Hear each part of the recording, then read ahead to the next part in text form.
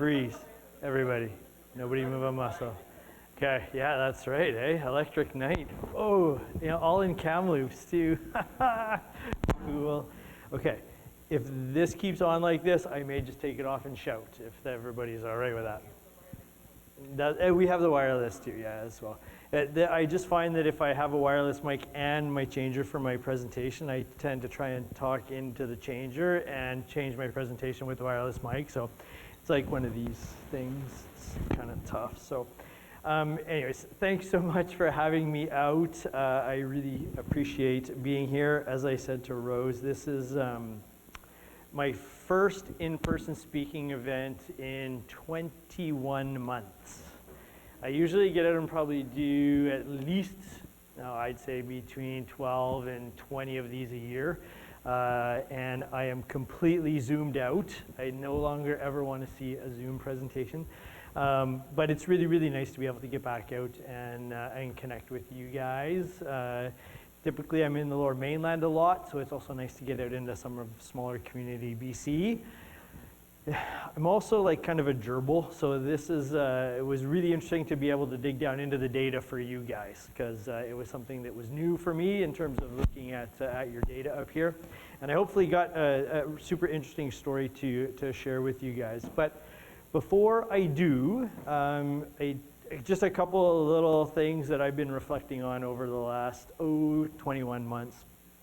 And really, in terms of how I look at things, I've kind of shifted gears a little bit. I'm looking things through a little bit of a different lens. And what prompted some of that maybe introspection for me early on in COVID started with the murder of George Floyd. This was in May, sort of at the height of lockdowns as well. And I remember watching my news feeds, because I'm like a news junkie, all this stuff coming through, and me saying to my wife, God, am I ever happy that we live in Canada and we don't have to deal with this level of racism and intolerance. And we sort of went, oh yeah, that is the case. And then a couple of months later, we got news from out of Montreal, Indigenous mother of 7, Joyce Echaquan, died while in hospital. And just before her death, she recorded herself being berated by the hospital staff. She was an Indigenous woman. A couple months after that, in London, Ontario, we had a family of 7 get run down, or a family of 5 get run down while they were out for a walk one night. Muslim family. That one was particularly important to me. My wife is Egyptian, and I've got 2 Muslim Canadian kids. So that one hit kind of hard. And all of these things culminated, for me at least, right up here in Kamloops with the confirmation of the 215 graves at the Kamloops Residential School. So a lot of these things have come into a little bit of a different focus for me, and it does reflect on some of the things that I'm going to talk about tonight. Equity and equality, immigration, migration. It's not just about immigrants, it's about all those smart kids like me that grew up in Ontario wanting to come west. But then the next generation of kids trying to get into the housing market to secure housing for themselves as well. So it's within that sort of context that I've been a little introspective and a little reflective on these things. With that said, a bit of a confession, I'm a total data nerd. I'm actually going to present, I think the total count was about 72 slides for you guys tonight. So if any of you haven't heard me speak before, hang on to your seats, as they say. But that being said, don't feel the need to scribble down the numbers as they fly by. Sit back and listen to the story. I will get a copy of the slide deck to CBHA as well as CHBA as well as Venture Kamloops after I'm done. And I'm always happy to talk about this stuff. I can just be reached through the Rennie office anytime at all. So with that, let me turn on my clicker and let's get into it. Okay, oh yeah, before I do, the Rennie landscape. Every quarter or twice a year now, we produce something called the Rennie landscape. It's a bit of a macro look at all things economic and demographic, and in large part, how they relate to housing. We just put it out. You know what? Hang on a second. I wonder if I do it on this side. The Rennie landscape this year in terms of our data feeds as well. Mostly some of the interracial migration and immigration numbers as well. So if you're a data nerd, get in. It's a relatively good read. I actually once had somebody tell me that they had downloaded it for their husband, who was not a data person, and she found her husband in the bathroom reading it while doing other business. So it's like kind of an easy read that, you know, jump in and copy the landscape if you want. So, Rennie Realty, we're part of a brokerage, we're about 200 agents, we're part pre-sales, we're one of the bigger pre-sale firms in the Lower Mainland. But the third leg of the Rennie School is advisory services, and that's where I sort of come in on this side of things, on the data analytics. I look at things, I've got a background in community and regional planning, so I tend to take these things through that, or view these things through that lens of planning on that side. So I sort of coyly titled this Changing People, Changing Places. It's been a little while since I've been up to Kamloops, and as I looked into the data, I was really changing. So it seemed a little bit apropos on that side of things. I'm going to start off and I'm going to talk about what we call the Great Suppression. That is like the last 21 months of COVID. I'm going to jump in and look at your housing market in terms of some of the most recent MLS stats. And then I'm going to finish off with an outlook for the region to 21, or 2041, both on the population and on the housing front as well. So the Great Suppression. This is what total employment change in Canada looked like in a pre-COVID environment. And the interesting thing about this is from StatsCan's labor force survey. Probably the most interesting thing about this in a pre-COVID time is nobody really looked at the monthly data. The black line through there is what they call the 3-month moving average. Whenever you heard an economist talk about the labor force data, they would always talk about the 3-month moving average. Very rarely would they quote the monthly point data. One thing that COVID has changed for all of us data nerds out there is that we did go from looking at things like on an annual basis, and on a quarterly basis, or a 3-month moving average side. We're now looking at alternate data sources that are tracking things monthly and down to the day. This is specifically relevant for the real estate industry as well. So that's what monthly change in Canada looked like pre-COVID. Something else COVID did for all of us data nerds is it caused us to rescale all of our charts. This is what I have to do to that exactly the same chart to look and see what the implications of COVID were. Here's what COVID looked like. 3 million job losses in 2 months. You can see the previous job losses were the great financial crisis when we lost 133,000 jobs in Canada. So again, with regards to an unprecedented time, this just puts some scope or some scale to what we've come through in terms of COVID. How have we done since? Relatively well on the global scale side of things. We've managed to actually gain back just over 3 million jobs. It's about 101% of what the job losses were have been regained. So we're basically nationally at the point where we were just before we came into COVID, the lockdown, and what we call the Great Suppression. How about British Columbia? Well, there's what the pattern for BC looks like. Very, very similar pattern. That being said, we had about 410,000 job losses in the first 2 months of COVID, but we've gained back 461,000. So we've actually managed to gain back more jobs than what were lost during COVID or in the early stages of COVID. That's about 112%. We lead the country on this. So this becomes really, really interesting in that we've seen relatively steady job gains since June. where the rest of the country languished a little bit. There are still some jurisdictions nationally that still have not recovered from their COVID losses. So we provincially are faring relatively well in the grand scheme of things relative to our provincial counterparts. And then especially if we look around the world as well, we've managed to rehire or reflate our economy back to at least where we were.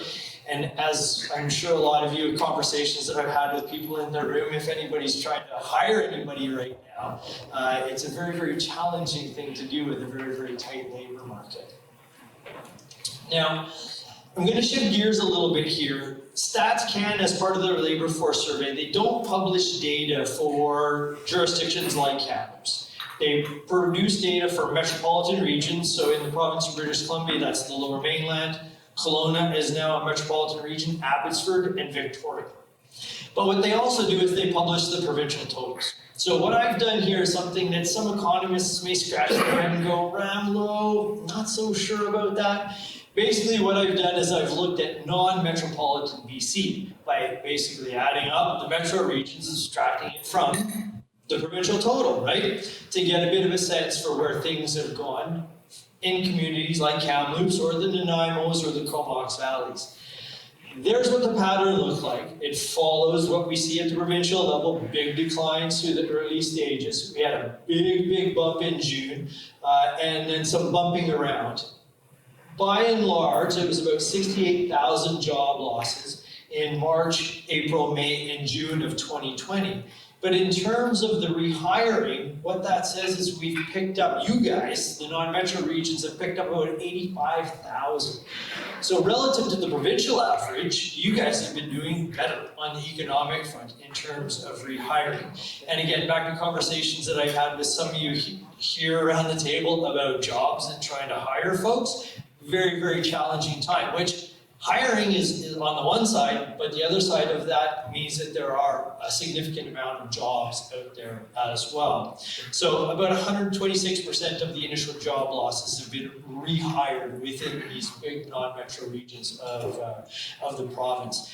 And just from a statistical side of things, if anybody's interested, if I look at the scale of people working in the non-metro part of British Columbia, it's actually about twice the size of the Abbotsford CMA. So from a statistical side of things, it's relatively valid to do what I'm doing in this context as well. So, in terms of the unemployment rate, again, this is the 3-month moving average data. BC, we now sit at under 6% in terms of our unemployment rate. That's the 3-month moving average. The actual point data that just came out last Friday was 5.6%.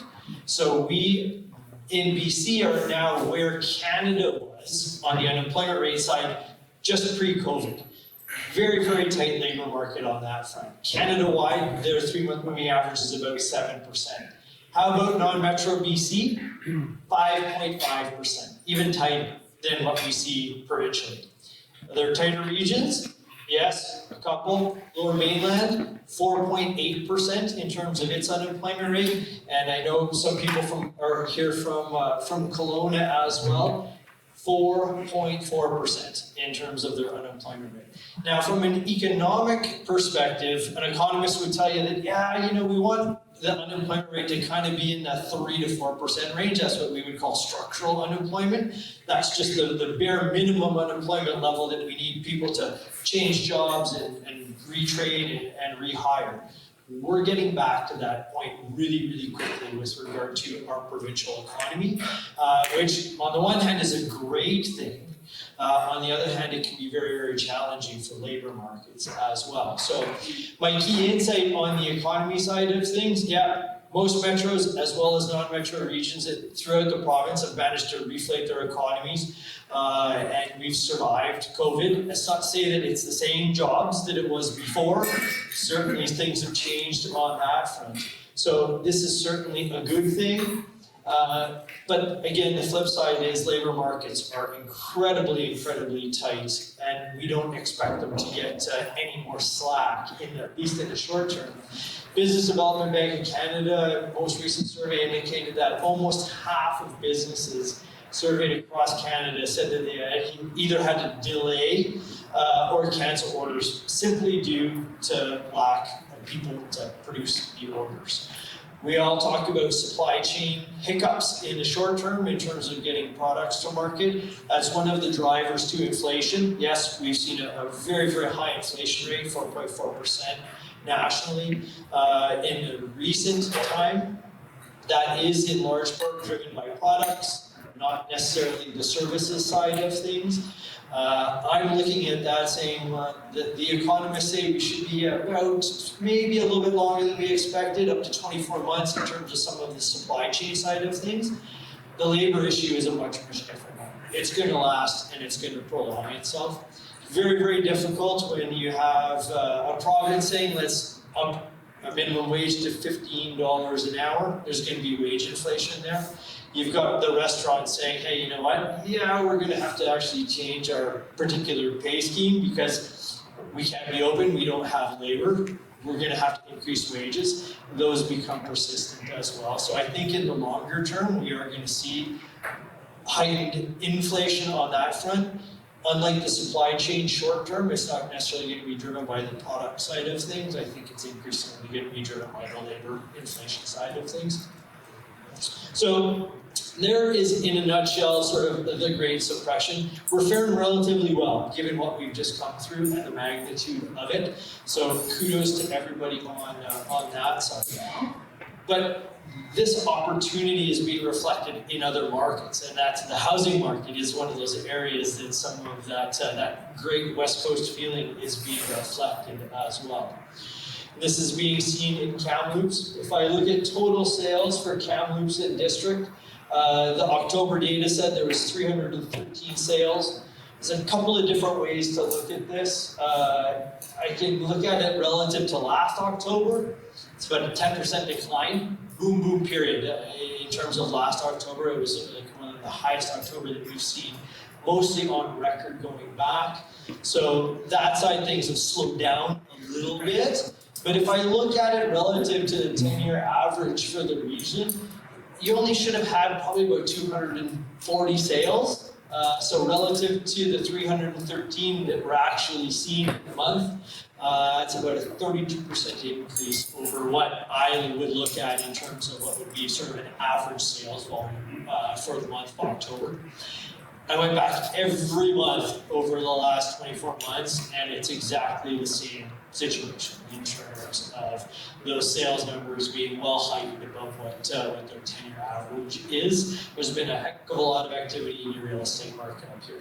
But you guys aren't alone. I can go to Kelowna, I can go to Nanaimo, I can go back east as well, and we see exactly the same situation on the sales side. In part, that is being driven by historically low financing rates. It's also been driven by, as there people are saying, a little bit of shift in housing preferences as well, with regard to people working at home wanting to upgrade, wanting to move to smaller town British Columbia as well. So a lot of competing interests on that side of things that have been driving what I would say would be a relatively robust period for the sales side of things. So if the sales can be equated to the demand side of the equation in the economics, it's inventory that can be equated to the supply side. This is what inventory has looked like for October's going back to 2011. You can see obviously that general trend in terms of the downward movement in terms of the available supply of housing units that would typically be seen within the market. So relative to last October, that's about a 35% decline in the available inventory for sale. Relative to historical average, there would typically in October be about 1,600 units on the market that would be available for purchase. So we're about 63% below average in terms of where I would expect to be looking at historical norms for the region up here, or for the border area. So again, on the demand side, 35% increase. On the supply side of things, 63% decline. increasing demand, decreasing supply, where would you think prices are going? Right? On the upward side of things. So if I take off that line and I put prices on there, there's what the average price was in the board area. And you can see it topped out at about $616,000 as per the March data. Now, this is the average sales price. I'm not a super big fan of using the averages. I like the medians and the benchmarks, but I've got a longer run of historical data on the average side of things, so I'm just using that. They typically tend to move in the same direction. The average is just impacted a little bit more by the really, really high dollar value sales or the really, really low dollar value sales. It tends to pull the average up and down a lot. But nonetheless, you can see there's a couple of periods here, and at the point at which the available inventory fell below about 1,500 units, that's when we saw that sort of a little bit more of an exponential price increase in the district here. This becomes even more interesting if I turn it around and go back in history. I'm a real big fan of looking back historically. There it is all the way back to the 1990s in terms of average prices. And if I look at what the inventory was, a couple of really interesting patterns emerge. You can see these periods where inventory is increasing and relatively high, prices were relatively stable. We can see these other periods, like in the middle and in the recent period, where inventory is declining and or low, and that's where we've seen the big price increases. It's simple economics 101 from a supply and demand side of things on that front.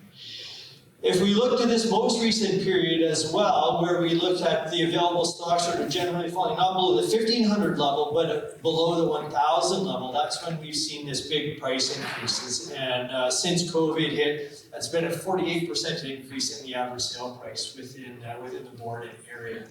Very, very significant. But like I said before, this isn't just being seen in your local jurisdiction here.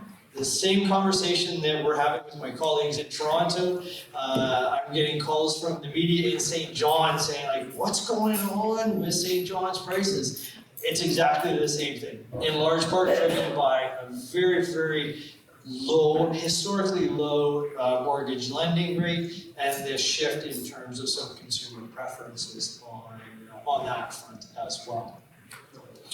There's a couple of other metrics that are really interesting to look at with regard to the board data. Typically, most boards track months of inventory, or what they call a supply to listings ratio. This months of inventory data was super interesting. When I looked at it, I actually had to go back to the table to make sure that the number was right. 1.9 months of inventory. So that would say that on a typical month, we would go through all of the inventory in about 1.9 months. What's your historical average on that? For October's, it's about 7.5 months. So this just is an indication of how tight your local real estate market is up here. Another one that, this is my calculation, an interesting one that I track is what the number of sales are on what I would call a per capita basis. So I basically divide your number of sales out within a year by what the resident population is and say, well, you should per 1,000 population in 2020 as an example, if I take Kamloops' population for 2020 and divide it out by the sales, there should be about 24 sales per 1,000 residents in Kamloops. And I can track these over longer periods of time to look and see how your market is fluctuating as well. So with this, I'm using BC Statistics. So BC Stats is our provincial statistical agency. They're charged with developing municipal population estimates that are certified by our provincial government that help with the level of transfers that get put out to municipalities within the province. So that's my data on the population side. And if I do that, I take the average over the last decade, that's about 22.5 sales per 1,000 residents. If I look 2 decades back, it's about 23 sales per 1,000 residents.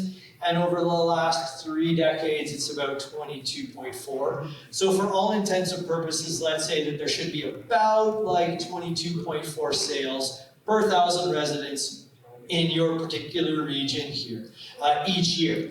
And you can see how this does vary. We go through points where the per cap sales numbers fall below. We go through periods where it's above.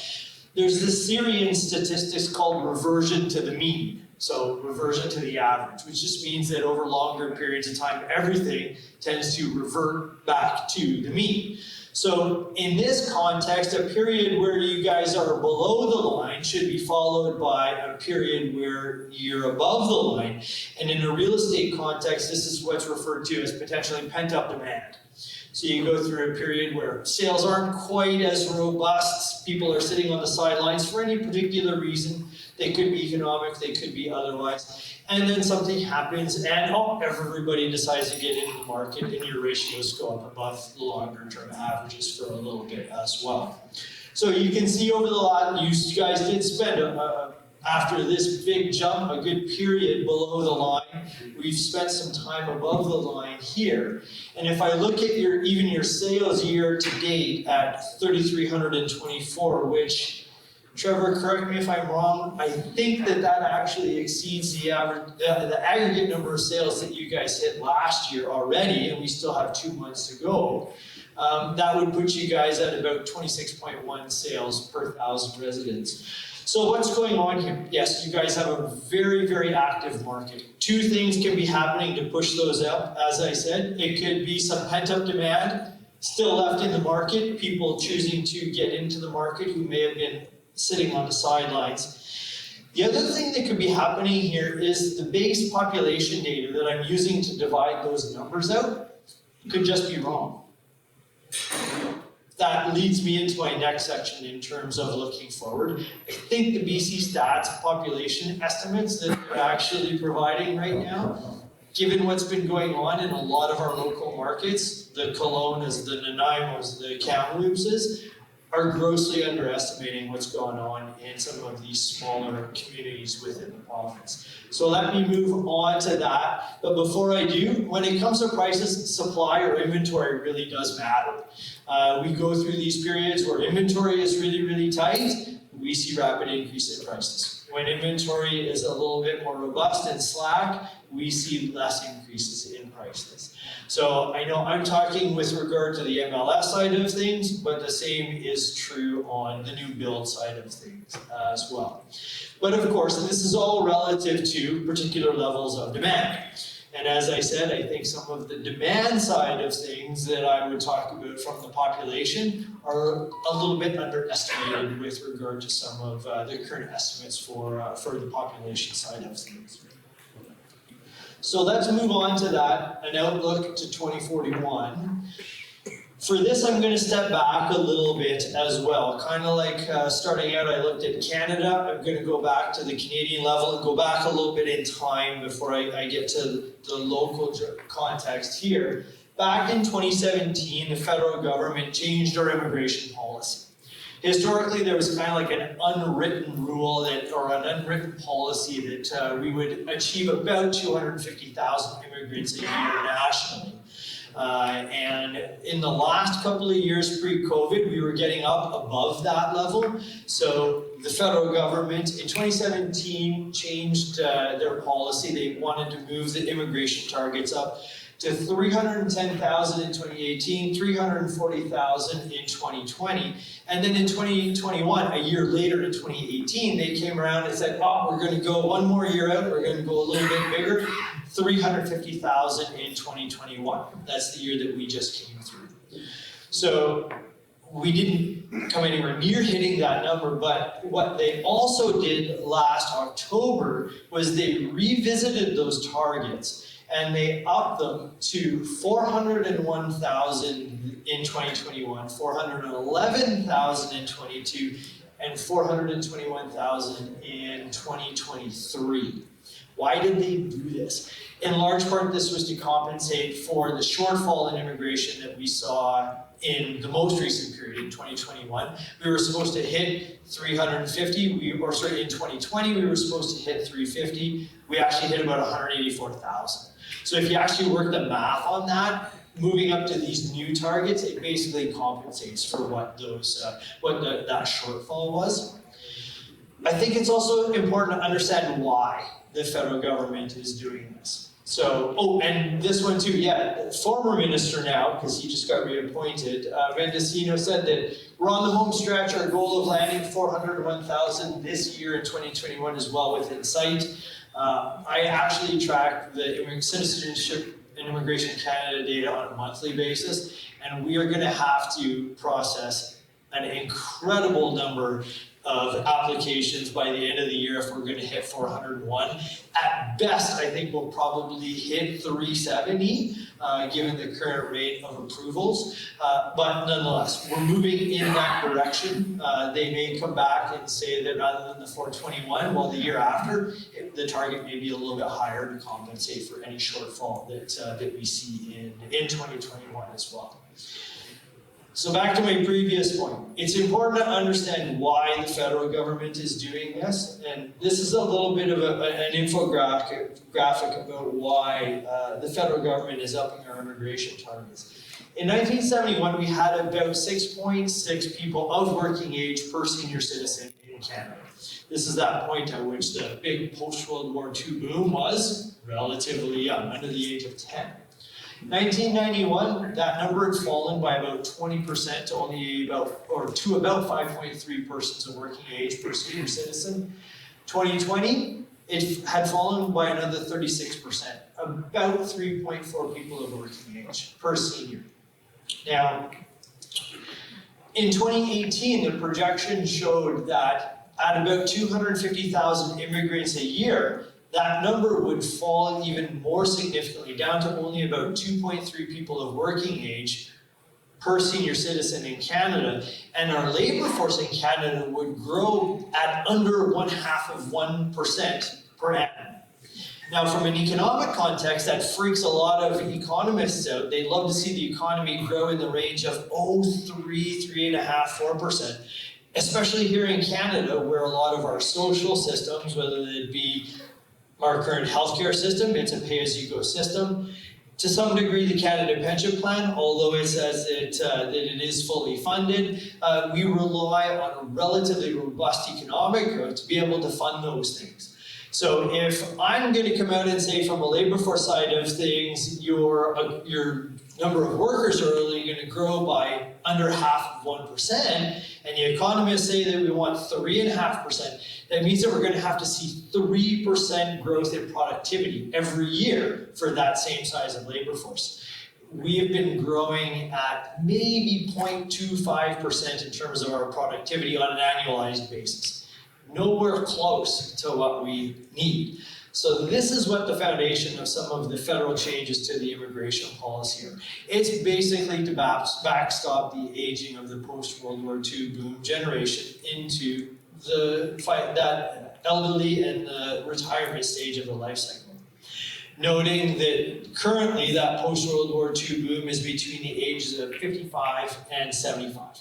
So the leading edge of them are already sort of on their way out, but the big bulk of them have another decade and or two before they sort of get to that point of retirement. Here's what the numbers look like in terms of immigration. Emigration is the flow of Canadians out. There's the Michael J. Foxes and the Shania Twains of the world who for some reason decided to go south of the 49th. And then natural increase is the other component that us as demographers typically track. That's just the difference between births and deaths each year, okay? So here's what it looks like on the immigration side of things. Yes, we ended up the last year at 184 rather than 350. And there's what it looks like going up to 401, 411, 421. Our forecast is that it moves back down to 0.85% of the Canadian population, which would bring in about 360,000 immigrants a year. Okay, so the interesting thing about this, some people would consider that a relatively robust assessment of where immigration is going to go. Look at what happens to natural increase. By about 2036, it actually becomes natural decrease.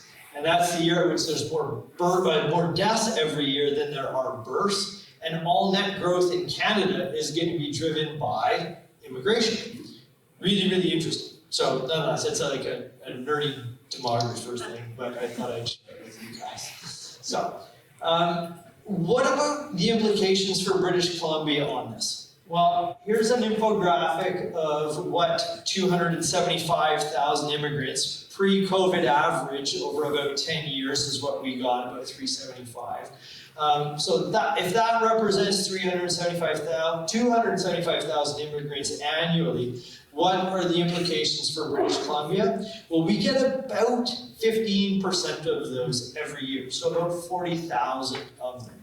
And where this becomes important and interesting is that we punch a little bit above our weight with regard to immigration, in that we've only got 13% of the Canadian population. So any of this tinkering on the policy side nationally has a little bit of a disproportionate impact out here on the West Coast, because we typically accept a little bit of a disproportionate share of the immigrants as well. So here's what my BC forecast looks like. So our forecast is for the BC population to go from about 5.2 up to about 6.6 million folks by the end of 2041, so over the next 2 decades. The numbers are kind of big and elusive for most folks, so here's a little bit of context. It's 1.42 million people over the next 21 years. And if I relate that back to history, what did we do over the last 21 years? It's about 1.15 million people. So the important takeaway here is that, yeah, in terms of our forecast, we're expecting there to be more population growth in British Columbia over the coming 2 decades than what we actually saw over the last 2. So if you have anybody out there saying like, man, like we just got a slow population growth because we've been growing so much, well, sorry to tell you, get busy because there's more of them coming. And this is reflected not just in our projections, but also in BC statistics projections, as well as the national projections from StatsCan. The other interesting thing about this, in terms of this differential, us getting more in the next 2 than we had in the past 2, it's not the same situation for Canada. It's about an equal amount next 2 decades versus previous 2 decades at the Canadian level. So again, it shows you how different we are a little bit from that national situation, in large part because we do punch a bit above our weight with regard to the immigrant stream. That being said, it's not just immigrants. Like me, it's the smart Canadian or the smart Ontario kids who decide to move west and get stuck out here. So, in terms of a comparison, I looked at BC statistics projections for you guys. They actually do a forecast for the Kamloops health area up here. But what I had to do in looking at that was double back to their provincial projection. Their provincial projection in 2041 is for about 6.3 million folks by the end of that projection period versus mine, which is a little bit higher. So it may not seem like a really big difference, but that's 200,000 people over 2 decades. So about 100,000 people per decade. Like that's the equivalent of the current population of Kamloops. It's relatively significant. So what are some of the sources of difference between my projection and what the provincial statistical agency is doing? We have a little bit higher assumption of immigration. And the reason why we have a little bit higher assumption is because we look at it through a labor force lens. We expect that that immigration number will reflect a little bit more into that 0.85 rather than the 0.80 range. So we are bringing in a little bit more immigrants than what BC Stats is. I'm also going to say that because I run a consulting firm, I'm a little bit more nimble than what BC Stats is, and I can integrate some more recent data into my projections than what BC Stats does in terms of their annual updates. This is the most recent data from StatsCan on the interprovincial migration side of things. 2020-2021 saw Canada head west, in a nutshell. we saw, in terms of interprovincial migration, 34,277 net interprovincial migrants, 2020, 2021. If you look at this chain of data, that's like double what we would typically accept. Now, I fielded lots of calls from reporters about this when I said 34,000, and they said, yeah, well, that's the gross number. What's the net number? I said, no, that is the net number. So the next province in terms of the scale, in terms of accepting or seeing a big increase in interprovincial migrants, interestingly, was Nova Scotia, of all places. Everybody in the middle here lost population to those two jurisdictions through interprovincial migration. So in addition to seeing a relatively good flow on the immigration side, we've seen this really big flow out of a lot of other jurisdictions in Canada to the West Coast, which brings me back to some of my points about maybe BC Stats underestimating what some of their population estimates are for regions like you guys or somewhere like the Nanaimos and Comoxes of the world. There's what the immigration numbers look like that parallel the same time periods, about 28,418 in terms of net immigration. So that's including the outflow as well. So there's some differences with regard to our provincial population projections between us and BC Stats. Here's what the Kamloops local health area components of change look like out of BC Stats forecasts. Their most recent data say about 772 net migrants. You guys, interestingly, you're already in a situation of a natural decline, or there's more deaths within your health district up here in a year than there are births. So all of your growth is through this migration variable here as well. And there's what the forecast is, going back up to about 1,500 people a year. So if I look at that, the implications, and add in the implications of natural increase, we can look and see what the aggregate population is in terms of the projection for the Kamloops area. But this is where I have to step off and say, I'm not really sure if you guys, I think you're being a little conservative. And I see articles like this, during the pandemic, which is changing many Canadians' housing needs, Nanaimo and other smaller BC towns, Kamloops as well as Kamloops have been addicted, are continuing to see a surge of arrivals from across the country. Now, the funny thing, Doug Todd, when he wrote this just came out last week, he mixes a whole bunch of data sources. I hate to say this, but misrepresents a couple of the data sources for the city of Nanaimo as well. The reality is we don't have a lot of data in terms of this municipal estimate for populations. So this is where this next one out of the Kamloops now becomes super important, and I've got to throw a big shout out to the board up here. They've got a tracking tool which is actually looking at origin of purchasers. Now, they're requiring any sale that happens for the postal code of the purchaser to be recorded. And what they found in terms of this tracking tool, 442 home buyers in the first 6 months in Kamloops were actually moving up here from Vancouver or the Fraser Valley. So it seems like a relatively big number. When you compare it to the 6 months of the year previous, it was only 160. You compare that to the 6 months previous to that, it was 146. So like a fourfold increase in the outflow from the lower mainland up into your jurisdiction here.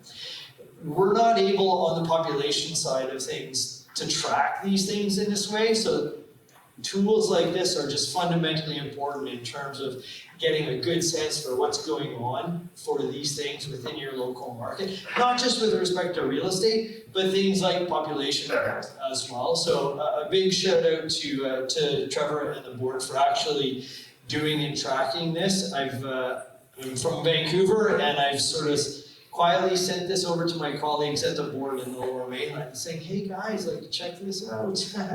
It's very, very cool on that front. That being said, here's what BC Stats projection actually says: 104,000 to about 124,000. So it's a growth of about 20,000 residents within the Kamloops, what they call the HSDA, the Health Service Delivery Area up here. That being said, because I have a population model at the provincial level, I went back and looked at, again, what my provincial population migration flows are relative to BC Stats provincial migration flows, and I kind of redid their numbers. So they're 19% growth, 19,930 over the next 21. Over the past 21, you guys grew by 21,000. So again, they're saying that you guys are going to see a slower period of growth on the population side coming forward relative to your past 2 decades of history. Here's what my assessment is. Relative to their 19,900, I actually think that it's probably going to be more in the range of about 25,000. If the number of migrants that we're seeing come to the province, as per our model and our short-term data in looking at what the interprovincial migration flows come to pass, yeah, they're relatively conservative on that front. So what does this mean with respect to housing? Let's just say that BC Stats is the conservative estimate on their side of things. I'm a little bit more optimistic on where we're going on the population side of things. So that's a net addition of about 20 to 25,000 people over the next 2 decades. On the housing front, we take a demographic approach to this. We look at age-specific household formation rates. Here's how they work. So you can see in the younger age groups, the 20 to 24-year-old age group, only about a quarter of people were household maintainers or maintained their own household. Most lived with other folks or with their mom and dad. You get to the next age group, 25 to 29-year-old age group, about 40% of them are maintaining their own home. This is the point of life where you figure it just sucks trying to seek your girlfriend out of the basement window all the time.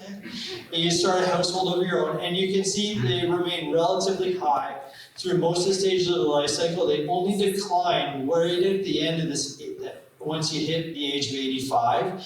That's the point in life where you either move in with your kids.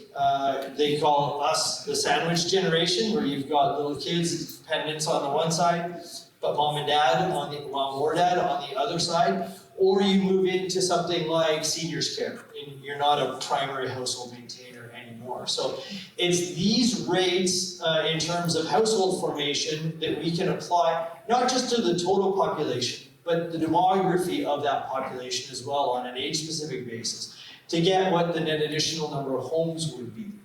So in doing that, I actually see that the number of homes is probably, housing demand is going to grow relative to a 19 to 25% growth in population between 25 and 27%. It's actually going to grow faster. Why is that? How does that happen? Well, if you think back to the demography of it, there's 2 things going on here. This stage of the life cycle right now, on the one hand, is where the kids of the post-World War II boom generation are. They're just getting into family formation. Partway through, they're also into household formation as well. This is also the stage of life, the under 30 age group, where we see a lot of the interprovincial migrants come from. Most typically, interprovincial migrants about 25 years old. On the immigration side of things, this is where we see the immigrants typically come in. The most typical immigrant to Canada is about 32 years old, a little bit older.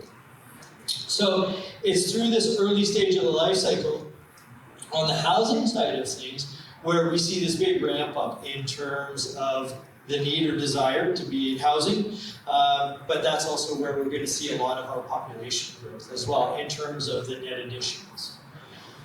So how are you guys doing in terms of fulfilling or meeting that demand in terms of 500 to 700 units a year? Well, here's the housing starts and completions data from CMHC. The most recent annual data are about 793 starts, And if I look at completions, about 725 completions actually came out of that database. We're most of the way through the year, so I can estimate the last 2 months of the year, and we should end up somewhere in the range of about 866 starts and about 738 completions. The cool thing about, one of the cool things about the starts and completions data is that about 99% of the starts become completions. So I can use building timelines. You guys, by the way, have a really, really short building timeline to use the starts to forecast what completions are going to be, right? And you can see the 1,220 starts in 2018 resulted in just about the same number of starts 1 year later. In other jurisdictions, like in the Lower Mainland, there's probably about a 3 or 4 year gap between that start and that completion. You guys have a pretty tight timeline in terms of your building. So with respect to that, a couple of other little adjustments that I have to make to this database. One of those is to actually, and you're forecasting forward, I can use that 866 to forecast out to 2022. So my estimate for the completion side of things, given where we're at of starts right now, is about just under 800 completions on that front. That being said, need to adjust downwards for demolitions. Right? You need to knock it down to be able to build it in some senses. And in doing that, it moves it down to about 760 completions in 2022. So we also have to recognize that some of those starts and completions are going to go to what the housing sector would just call replacement demand. So it's not providing net new, it's just somebody replacing their house as it is. So if we look at a couple of hundred units on that front, it looks like you guys are at least going forward in a little bit more of, or a better balanced situation with regard to your new construction than what you are on the MLS side relative to sales versus listings.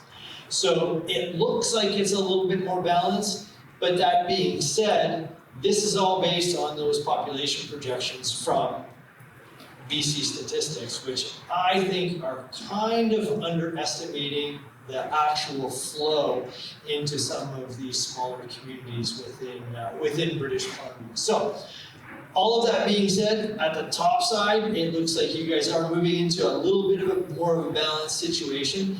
If I had seen the starts and completions data continue on that sort of 1,200 range, I would have been going, oh my gosh, guys, you guys are overbuilding the market a little bit here. This is something that I did stand up in front of an audience in Kelowna about 4 years ago now, I guess. They were in that situation.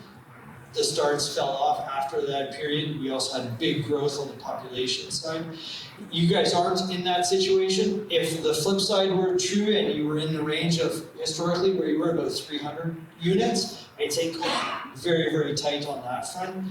But that being said, as I said, this is based on that current demographic outlook, which I think is underestimating things a little bit for some of the communities like Kamloops up here as well. So, I've said that what we're going to really need to look to or to wait for is springtime this year. This is when the 2021 census data are out. And we will get a little bit more of a better handle on how the population and why the population in all of our municipalities have grown. But it's also indicative of continuing to monitor other tools or other data sources like the board sales in terms of that ratio of people coming up from the Lower Mainland or from other jurisdictions in Canada as well, adding into the demand on your housing side as well. So some really, really important things in that front in terms of watch out this spring for some of the new data that will come out from StatsCan to try and round out all of this. And by the way, what BC Stats does is once they get the data from StatsCan, they go back and they revise all of their estimates backwards, back to 2016 and our last census count. So nonetheless, that's just what happens on that front. I thought I'd leave you off with a final note on prices. I hate to be honest with you, talking about prices. Everybody asks me though, okay, Ramlo, so where are prices going? And just a little bit of a story on this one before I finish off. In the early stages of COVID, Canada Mortgage and Housing Corporation put out a forecast that housing prices were Canada-wide were expected to decline as a result of COVID by 18 to 20%. And it got the industry on all fronts, we're going what are you guys talking about? And in an economic context, if COVID had resulted in a prolonged recession, well then, yes, that certainly could have been realized. Now, my colleagues continue to bug me about this because we sit down and we talk about this stuff, and we talked about it early in COVID, and everybody asks me all the time, so what are prices going to do? My response was, well, if COVID results in a prolonged recession, we could see some price declines. We, at best, may see flat prices as well. And my friends and colleagues keep ribbing me now because they're all saying oh, well, look at your numbers. You had almost a 50% increase in housing prices. Ramlo, what the hell were you doing? And so maybe this was just self-justification, but I turned it around on them and said, well, you know what, guys, you were asking me the wrong question. If you had asked me the question, Ramlo, what would happen if we saw 5-year mortgage rates go from 3.29% down to 1.49%? I probably would have said, you'd probably see a pretty significant increase in housing prices, as you'd have a whole bunch of demand getting into the market, and supply can't respond as quickly as what that big increase in demand would be. And they said, oh yeah, you're just self-justifying yourself on that front. So, all that being said, where are prices going? In the short term, we know at least that we're not going to see any further declines in mortgage lending rates, by and large. Rates are so low now, they almost literally cannot go any lower or much lower. So I don't see that being a driver to price increases in the short term. We're also probably not going to see increasing stimulus from the federal government, whether that be with regard to this notion of quantitative easing, where the Bank of Canada is buying bonds, or with regard to transfers to people who are unemployed and seeing hardship as a result of COVID. Those programs here in Canada are winding up and ending, as well as the QE programs as well. So I don't see a big stimulus on that front either. That being said, I do see this push in terms of this Western growth having an implication on the demand side of things. So unless supply can respond relatively quickly to that, we probably will see continued increases in prices. Probably not to the degree that we've seen as the stars have aligned really for price increases with regard to falling interest rates, increasing demand, and incredibly tight supply. So that's not an answer necessarily, it's some thoughts around what the drivers to prices are and where they could go. But to the degree that you don't build housing or there's not a lot of units available, we will inevitably see increase in prices, which makes availability as well as affordability increasingly challenged for everybody. So I thought I'd leave you off with that, and this one as well. This is an art installation that's on the top of our building in Chinatown at the Rennie offices. And to be honest with you guys, there were certain points at COVID where I had to go up onto the roof, and I put a chair down right about here, and I sat a couple of evenings and looked at that just with all that was going on, and went, yeah, okay. It's going to be different, but everything is going to be okay as well. So I thought I'd leave you off with that, and I'm more than happy if there's any questions or anything to entertain.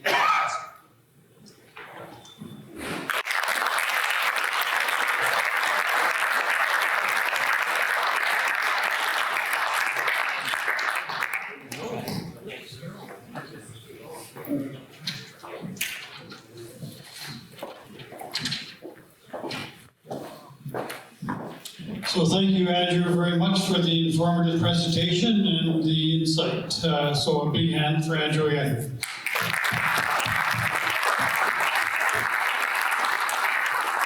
I'd like to also thank Venture Kamloops for bringing in Andrew to Kamloops so we can hear this presentation.